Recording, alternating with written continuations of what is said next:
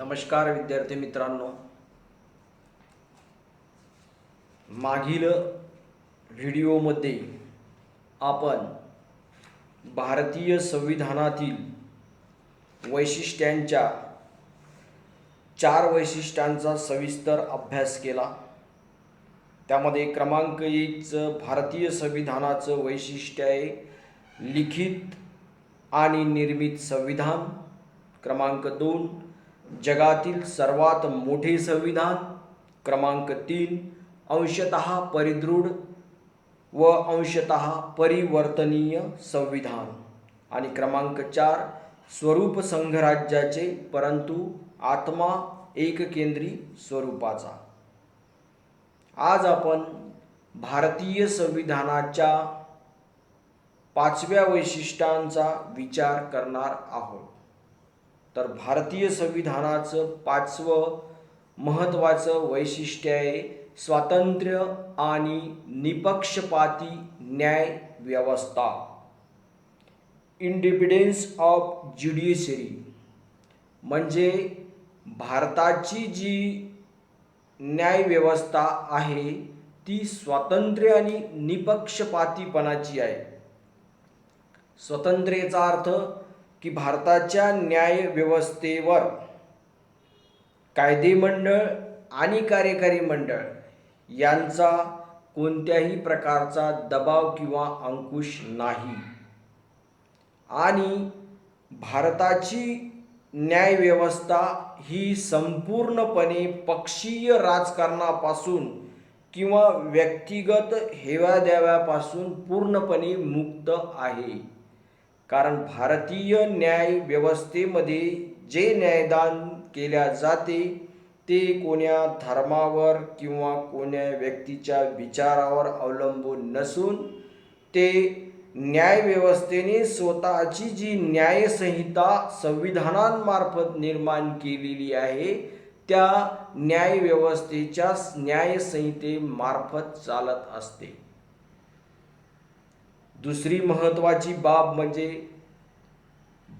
भारताच्या न्याय व्यवस्थेत कार्यरत असणारे न्यायाधीश यांच्या नेमणुका सुद्धा भारताचे महामहिम राष्ट्रपती यांच्याद्वारे होत असतात। त्याचप्रमाणे न्यायाधीश नेमणूक राष्ट्रपती ह्या सरन्यायाधीशाच्या सल्ल्याने करतात आणि सरन्यायाधीशाची नेमणूक ही विशिष्ट पात्रतेच्या आधारेच राष्ट्रपतीद्वारे केली जात असते। याशिवाय त्या सर्व न्यायाधीशांचा कार्यकाळ हा जाणून बुजून अधिक ठेवण्यात आलेला आहे। न्यायाधीशाचे वाढते वय तसे ते परिपक्व होतात व न्यायदान निपक्षपातीपणाने करतात। तसेच या न्यायाधीशांना आकर्षक वेतन प्रणाली आहे आणि त्यांचे वेतन हे भारताच्या संचित निधीतून केल्या जात असते। त्यामुळे त्यांच्या वेतनामध्ये बऱ्याच अंशी नियमितता सुद्धा असते।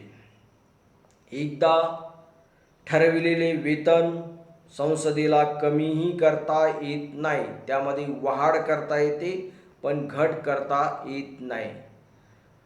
सर्वात महत्त्वाची गोष्ट म्हणजे न्यायाधीशांना पदमुक्त करण्यासाठी जी प्रणाली संविधानाने ठरवून दिलेली आहे तिला महाभियोग असे म्हणतात। आणि महाभियोगाची ही कठीण प्रक्रिया कितीही संसदेमध्ये बहुमत असले तरी कठीण प्रक्रिया पार पाडणे एवढे सोपे नाही आणि त्यामुळे या न्यायाधीशांवर कोणाचाही सहजासहजी दबाव येत नाही। त्याचप्रमाणे संविधानातील नियम आणि तरतुदीनुसार न्यायाधीश निर्णयाविरुद्ध टीका करण्याचा अधिकार कोणालाही नाही। कारण न्यायप्रणालीचा आणि न्यायाधीशांचा अवमानाबद्दल न्यायालयाला शिक्षा करण्याचा अधिकार सुद्धा संविधानानं दिलेला आहे। सर्वोच्च न्यायालयाच्या न्यायाधीशांना निवृत्तीनंतर कोणत्याही न्यायालयात वकिली सुद्धा करता येत नाही. त्याचप्रमाणे न्यायालयाला आपल्या अवमानाबद्दल गुन्हेगाराला शिक्षा करण्याचा जो अधिकार आहे, या अधिकारामुळे ही भीती असल्यामुळे नागरिक न्यायाधीशाविरुद्ध तक्रारसुद्धा करत नाहीत, त्यांच्यावर टीकास्त्रसुद्धा सोडू शकत नाही. या सर्व कारणांमुळे न्यायपालिका स्वतंत्रपणे आणि निपक्षपणे न्यायदानाचे कार्य करीत आहे. भारतीय संविधानाचं 6वं आणि महत्त्वाचं वैशिष्ट्य म्हणजे मूलभूत अधिकार. भारतीय संविधानाच्या 3ऱ्या भागात 6 प्रकारचे मूलभूत अधिकार भारतीय नागरिकांना देण्यात आलेले आहेत. कलम 12 ते 35 मध्ये या मूलभूत अधिकारांचा स्पष्टपणे समावेश करण्यात आलेला आहे. त्यामध्ये समतेचा अधिकार, स्वातंत्र्याचा अधिकार, शोषणाविरुद्धचा अधिकार, धर्मस्वातंत्र्याचा अधिकार, सांस्कृतिक व शैक्षणिक अधिकार आणि क्रमांक 6चा घटनात्मक उपायाचा अधिकार. या अधिकारा व्यतिरिक्त एक 7वा अधिकार संपत्तीचा अधिकार होता. हा अधिकार 1978 मध्ये 44व्या संविधान दुरुस्तीनुसार मूलभूत अधिकारातून वगळण्यात आला आहे. त्यामुळे आता फक्त 6 प्रकारचे मूलभूत अधिकार भारतीय संविधानामार्फत भारतीय नागरिकांना प्रदान केलेले आहेत. ज्या देशामध्ये मूलभूत अधिकाराची हमी, त्या देशाचं संविधान हे जास्तीत जास्त काळ टिकून राहते. कारण नागरिकांना त्यांच्या व्यक्तिगत स्वातंत्र्याची, त्यांच्या सर्वांगीण विकासाची अनुभूती किंवा साक्षात्कार या मूलभूत अधिकारामधून होत असतो. आपल्या सुरक्षेची, आपल्या व आपल्या कुटुंबाच्या संरक्षणाची हमी या मूलभूत अधिकाराच्या माध्यमातून होत असते.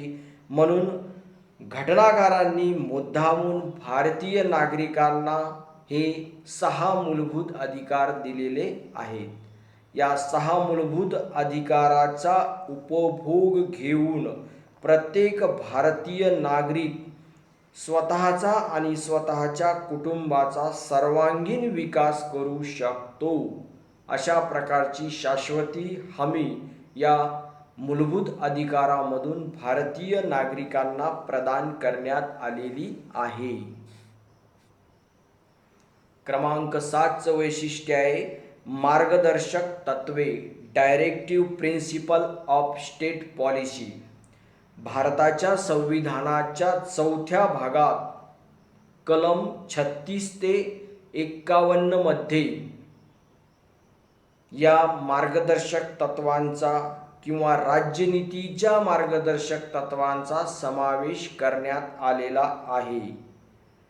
संविधानकर्त्यांनी भारतीय संविधानात ही मार्गदर्शक तत्वे आयर्लंडच्या संविधानातून स्वीकारून सामाजिक, आर्थिक, राजकीय आणि आंतरराष्ट्रीय संबंध विषयक तत्वे या तत्वांचा समावेश केलेला आहे.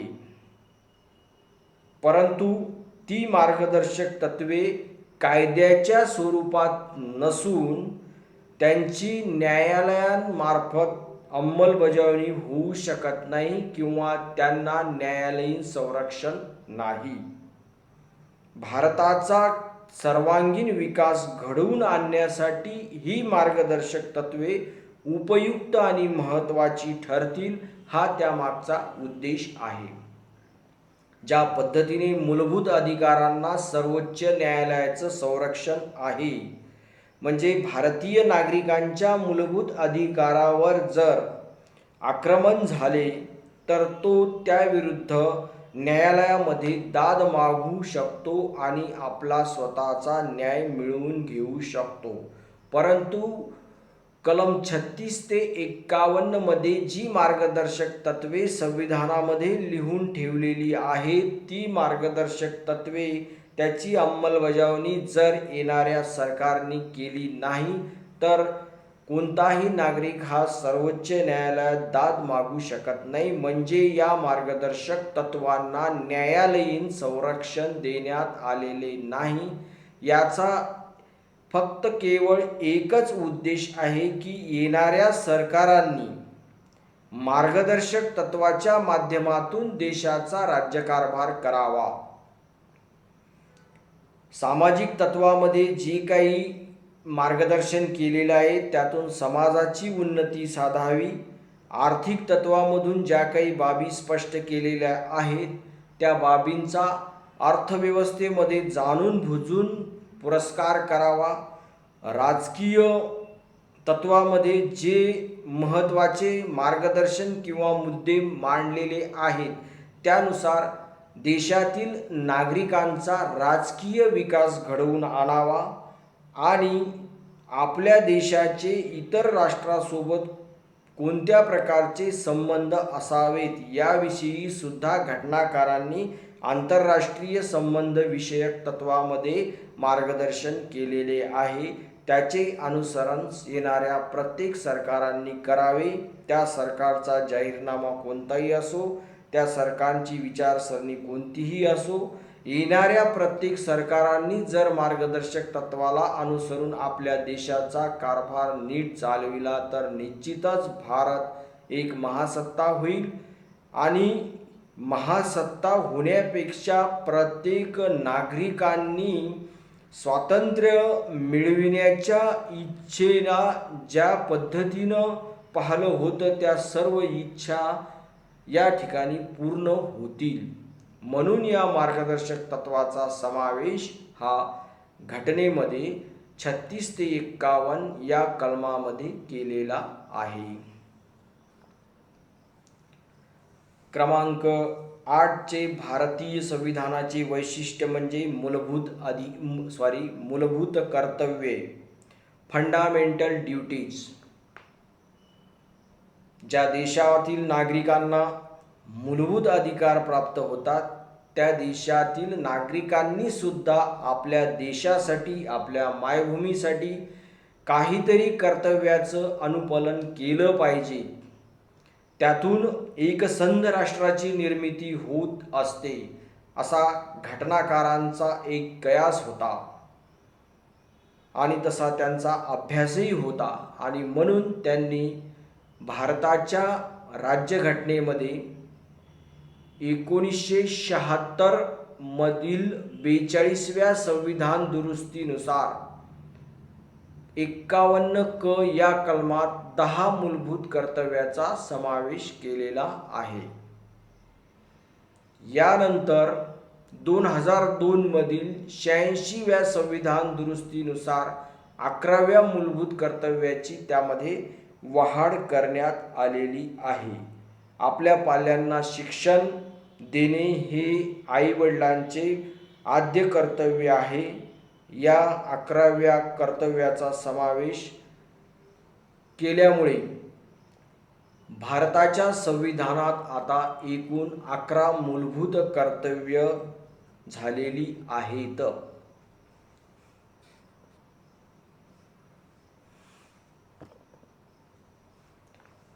त्यानंतर भारताच्या संविधानाचे 9वे वैशिष्ट्य म्हणजे द्विगृही कायदेमंडळ, बिकॅमेरियल युनियन पार्लमेंट.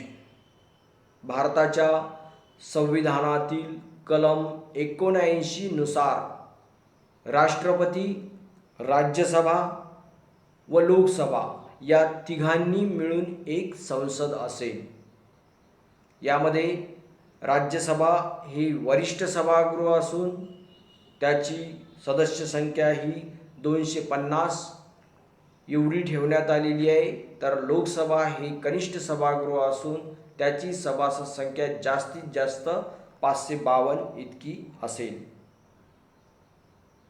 या पद्धतीनं भारतामध्ये द्विगृही कायदेमंडळाची निर्मिती केलेली आहे आणि राष्ट्रपती हे या कायदेमंडळाचं तिसरं सभागृह म्हणून संबोधलं गेलेलं आहे. काही विचारवंत राष्ट्रपतीला तिसरं सभागृह संबोधतात, तर काही विचारवंत त्याला सभागृह संबोधण्यास नाकारतात. परंतु या दोन्ही सभागृहामध्ये ज्यावेळी विधेयक पूर्णतः पास केल्या जाते त्यावेळी राष्ट्रपतीची जोपर्यंत त्यावर स्वाक्षरी होत नाही तोपर्यंत त्या विधेयकाचं कायद्यामध्ये रूपांतर होत नाही. म्हणून काही विचारवंतांनी राष्ट्रपतीला तिसरं सभागृह म्हणून, संसदेचं तिसरं सभागृह म्हणून संबोधलेलं आहे.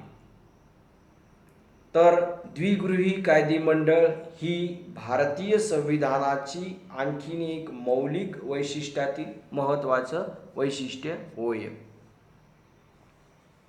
यानंतर क्रमांक 10चे वैशिष्ट्य म्हणजे एकेरी नागरिकत्व, सिंगल सिटिझनशिप. ज्या वैशिष्ट्यांचा आपण मागच्या एका मुद्द्यामध्ये उल्लेख केलेला आहे की भारतामध्ये भारतीय नागरिकांना घटक राज्याचं नागरिकत्व संविधानानं प्रदान केलेलं नाही. त्यामुळे भारत हा एकेरी नागरिकत्व प्रदान करणारा देश आहे. जगाच्या पाठीवर अमेरिका, स्वित्झर्लंड यांनी त्यांच्या नागरिकांना दुहेरी नागरिकत्व दिलेलं आहे. म्हणजे ते ज्या घटक राज्यात राहतात त्या घटक राज्यांचं नागरिकत्व आणि अमेरिका या देशाचं नागरिकत्व किंवा स्वित्झर्लंड या देशाचं नागरिकत्व.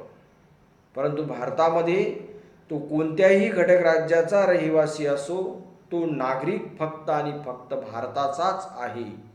कलम 5 ते 11 नुसार या एकेरी नागरिकत्वाची प्रदानता केलेली आहे. भारतीय नागरिकात श्रीमंत गरीब, श्रेष्ठ कनिष्ठ, धर्म, जात, पंथ, लिंग या आधारावर भेदभाव केलेला नाही. एकाच वेळी संपूर्ण जनतेला आणि संपूर्ण जनतेतील ज्या व्यक्तींचे वय हे 21 वर्ष पूर्ण आहे त्या सर्वांना प्रौढ मताधिकार आणि नागरिकत्व देणारा हा भारत एकमेव देश आहे. यानंतरचं वैशिष्ट्य आहे एकच संविधान, सिंगल कॉन्स्टिट्यूशन. भारतीय संघराज्यामध्ये एकच संविधान असून घटक राज्यासाठी स्वतंत्र असे संविधान नाही. कलम 1 मध्ये एकात्मक शासन पद्धतीचा स्वीकार करण्यात आलेला आहे आणि या एकात्मक शासन पद्धतीच्या स्वीकारामुळे आणि एकाच संविधानाच्या कक्षेत सर्व घटक राज्यांना बांधल्यामुळे संघराज्य असून सुद्धा घटक राज्यांना स्वतःचं स्वातंत्र्य संविधान नसल्यामुळे त्यांना संघराज्यातून फुटून निघण्याचा अधिकार मिळालेला नाही.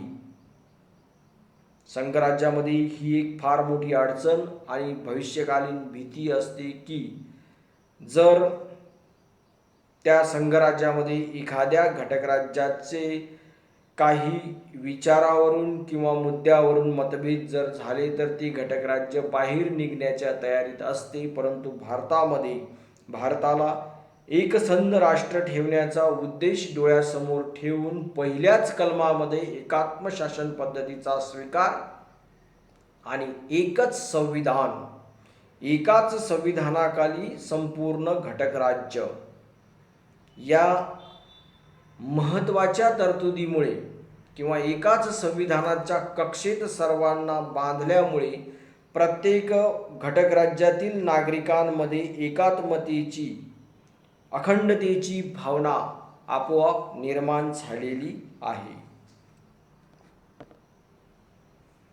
क्रमांक 12चे वैशिष्ट्य आणीबाणीची तरतूद. संविधानातील 15व्या भागात ही तरतूद करण्यात आलेली आहे. म्हणजे भारत देशामध्ये केंद्र सरकार आणि विविध घटक राज्य सरकारे अशा प्रकारची दुहेरी शासन प्रणाली आहे. परंतु ज्यावेळी देशामध्ये किंवा देशातील एखाद्या भागामध्ये आणीबाणीचा प्रसंग उद्भवतो त्यावेळी दोन सरकारे तिथे काम करू शकत नाहीत. तिथे सक्षम अशा पद्धतीचं एकच सरकार असावं या उद्देशाने आणीबाणीच्या तरतुदीसुद्धा संविधानातील 15व्या भागात करण्यात आलेल्या आहेत. त्या 15व्या भागातील कलम 352 नुसार राष्ट्रीय आणीबाणी, कलम 356 नुसार घटक राज्याची आणीबाणी आणि कलम 360 नुसार आर्थिक आणीबाणी, ह्या तिन्ही आणीबाणी घोषित करण्याचा, इमर्जन्सी लागू करण्याचा अधिकार हा भारताचे महामहिम राष्ट्रपती यांचा अधिकार आहे. आणि या अधिकारामुळे संकटकालीन परिस्थिती किंवा आकस्मिक परिस्थिती जर उद्भवली तर त्यातून बाहेर पडण्यासाठी या तरतुदीचा फार मोठ्या प्रमाणात उपयोग होऊ शकतो किंवा झालेला सुद्धा आहे आणि होणारही आहे. कलम 352 नुसार संपूर्ण देशात राष्ट्रपती राजवट किंवा राष्ट्रीय आणीबाणी राष्ट्रपतींना लावता येते. युद्धजन्य परिस्थिती निर्माण झाली, भारताचे जर दुसऱ्या राज्यासोबत, दुसऱ्या राष्ट्रासोबत युद्ध सुरू असले त्यावेळी अशी आणीबाणी लावता येते. किंवा भारतामध्ये अंतर्गत शांतता व सुव्यवस्था संपूर्णपणे भंग पावत आहे असे राष्ट्रपतीच्या लक्षात आले तर ही आणीबाणी लावता येते. दुसऱ्या क्रमांकाची आणीबाणी म्हणजे कलम 356 नुसार घटक राज्याची आणीबाणी. राष्ट्रपतीने नेमून दिलेले राज्यपाल हे त्या घटक राज्यामध्ये तिथली सरकारे ही घटनात्मक पद्धतीनुसार किंवा घटनेच्या चौकटीत राहून त्या घटक राज्याचा राज्यकारभार करीत आहेत की नाही हे पाहण्याचं काम करीत असतात. जर राज्यपालाला असे वाटले की तिथले शासन, तिथले सरकार हे संविधानाची पायमल्ली करून स्वतःच्या मर्जीने तिथल्या घटक राज्यात राज्यकारभार करीत आहे तर तशा प्रकारचा अहवाल राष्ट्रपतीकडे ते पाठवितात. राष्ट्रपती आणि संसद यांच्या जर ते असं लक्षात आलं की खरोखर या अहवालामध्ये तथ्य आहे तर संबंधित घटक राज्यामध्ये जी आणीबाणी लावल्या जाते ती त्या घटक राज्याची आणीबाणी असते. ती त्या घटक राज्यापुरती मर्यादित आणीबाणी असते, म्हणजे त्या घटक राज्याच्या व्यतिरिक्त इतर कुठेही ती आणीबाणी लागू होत नाही. तिसऱ्या प्रकारची आणीबाणी ही आर्थिक बाबी संबंधात आहे. अनेक प्रकारची सुलतानी आणि आसमानी संकट देशावर येत असतात. या संकटाचा सामना करण्यासाठी सरकारला आर्थिक बाबीमध्ये काही तडजोड करावी लागते. अशा वेळी देशाची अर्थव्यवस्था पूर्णपणे सांभाळण्याची किंवा पूर्णपणे पेलण्याची जबाबदारी ही त्या केंद्र सरकारची असल्यामुळे अशा संकटाच्या वेळी आर्थिक आणीबाणी लावल्या जात असते. उदाहरणार्थ फार मोठी पूर परिस्थिती असेल, फार मोठा दुष्काळ पडत असतील, भूकंप असेल किंवा अगदी एखादी संसर्गजन्य आजाराची दाहकता किंवा व्यापकता असेल. उदाहरणार्थ आजच्या काळात कोविड-19मुळे संपूर्ण जग आणि जगामधील सर्व देशाच्या अर्थव्यवस्था ह्या गडबडून आणि गोंधळून गेलेल्या आहेत. म्हणजे अशी परिस्थिती ज्यावेळी निर्माण होते की त्यावेळी संपूर्ण केंद्र सरकार आणि राज्य सरकार यांचे जे काही उत्पन्नाचे मार्ग असतात त्या उत्पन्नाच्या मार्गामध्ये बाधा निर्माण होते. अशा वेळी त्या देशामध्ये 360 नुसार आर्थिक आणीबाणी लावण्याचा अधिकार हा राष्ट्रपतींचा असतो. आणि आर्थिक आणीबाणीमध्ये अनेक प्रकारच्या सोयी आणि सवलतींना काही तात्पुरत्या कालावधीसाठी थांबविल्या जात असते. काही मदती असतील त्या मदतींना सुद्धा थांबविल्या जाते आणि जे काही महत्त्वाचे उद्देश किंवा टार्गेट असतात ते उद्देश आणि टार्गेट पूर्ण करण्याचा प्रयत्न सरकारच्या माध्यमातून करण्यात येत असतो, त्याला म्हणायचं आर्थिक आणीबाणी.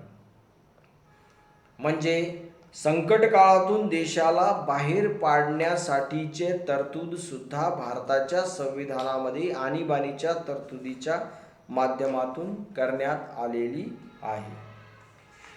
आज आपण या ठिकाणी जवळपास स्वातंत्र्य आणि निपक्षपाती न्याय व्यवस्था, मूलभूत अधिकार, मार्गदर्शक तत्त्वे, मूलभूत कर्तव्ये, द्विगृही कायदेमंडळ, एकेरी नागरिकत्व, एकच संविधान आणि आणीबाणीची तरतुदी इत्यादी वैशिष्ट्यांचा अभ्यास केला आहे. आपण सर्वजणांनी या वैशिष्ट्ये नीटपणे ऐकून आपल्या नोट्समध्ये लिहून घ्यावी. आपण आम्हाला ऐकलत याबद्दल धन्यवाद. थँक्यू.